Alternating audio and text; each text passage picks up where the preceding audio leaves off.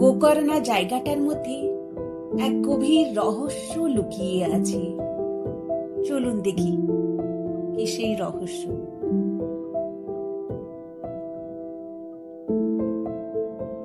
গোকর্ণাতে এসে সত্যিই মনে হলো প্রকৃতি তার সেরা রূপটা এখানে সাজিয়ে রেখেছে। একদিকে বিশাল সমুদ্র আর অন্যদিকে সারি সারি উঁচু পাহাড়।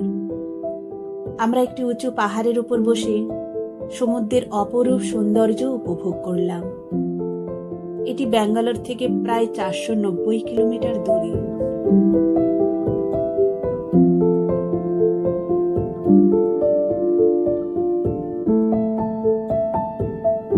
আমার কাছে এই জায়গাটার সবচেয়ে ভালো দিক হলো এর শান্ত ও নির্জন পরিবেশ।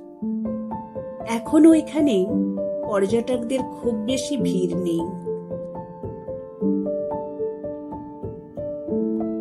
গোকর্ণার মেন বিচের কাছেই পাহাড়ের উপরে শ্রী রামচন্দ্রের মন্দির রয়েছে। এই মন্দিরের ঠিক পাশেই রয়েছে অপূর্ব প্রাকৃতিক জলধারা। এই জলধারার মধ্যে এক গভীর রহস্য রয়েছে। মন্দিরের মধ্যে একটি গোমুখ দিয়ে অনবরত জল বয়ে চলেছে। এছাড়া মন্দিরের বাইরেও আরো দুটি জলধারা বয়ে চলেছে। আশ্চর্যের বিষয় হলো এই জল কোথা থেকে আসছে তা আজও নিশ্চিতভাবে কেউ বলতে পারেন না। এখানকার স্থানীয় মানুষ এই জল পানীয় জল হিসাবে ব্যবহার করে আসছেন।